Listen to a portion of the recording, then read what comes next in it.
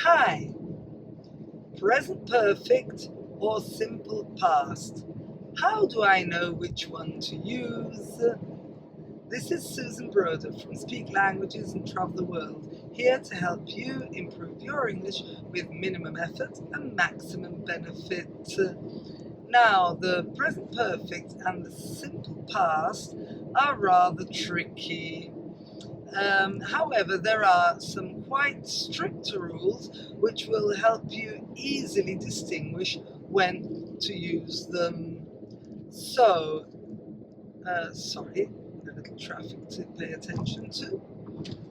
So, the most important thing is the time span.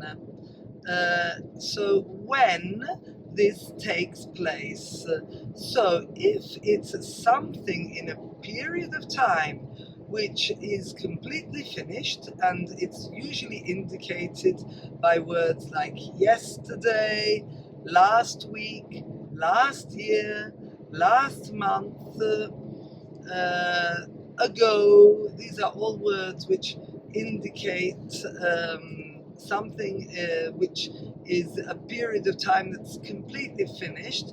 Then you use the simple past, which would be the second column of the irregular verbs. For example, go, went, gone. Went is in the simple past, and you have to use that form when the period of time that the event took place is completely finished. So, for example, yesterday my daughter went to the Italian Championships for speed skating.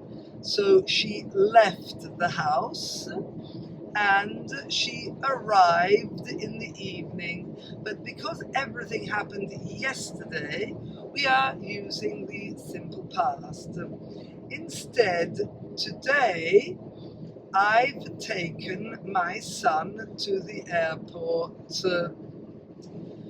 Today is not finished, and so I've used the present perfect. So for a period of time which is not finished, indicated by today, this week, this month, this year, now, recently, but also without a time indication, because it's usually indicating your life.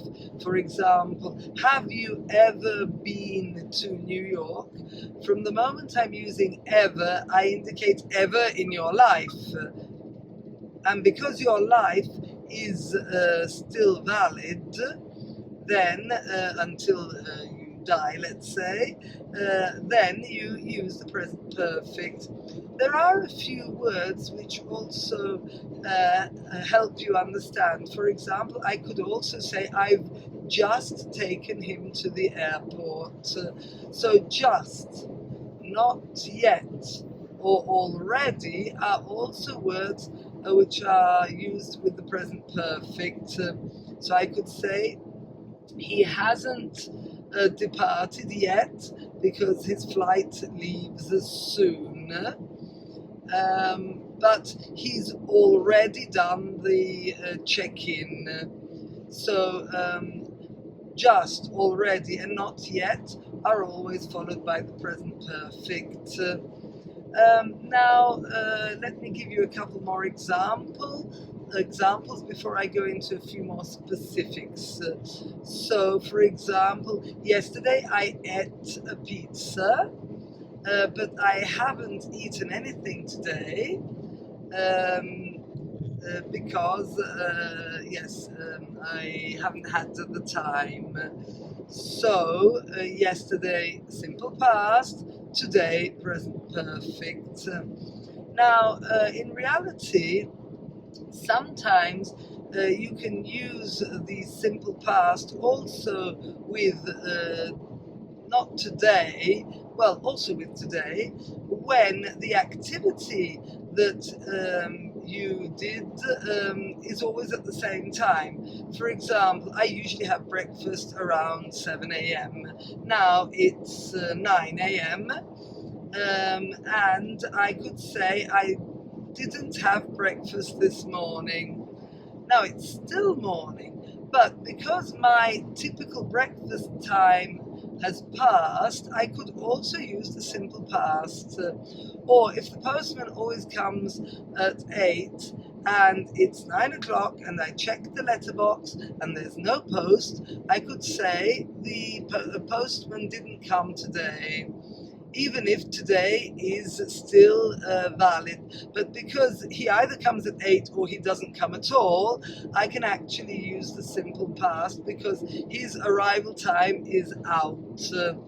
So there are times when you can use the simple past if the time when something happens has already gone. Let me think. For example, also, when things are very close in time, you have a choice. So I could say, I left my house 5 minutes ago.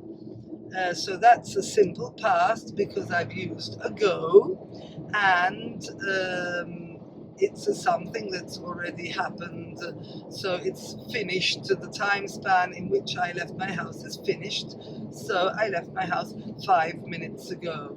On the other hand, 5 minutes is so short that I could also use the word just, which is used with the present perfect, at least in British English. American English, I think, has a bit more flexibility. So I could also say, I have just left home.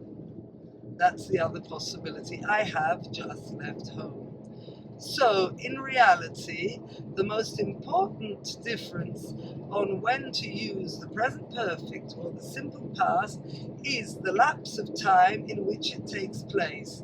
Is it completely finished? Simple past, second column of the irregular verbs.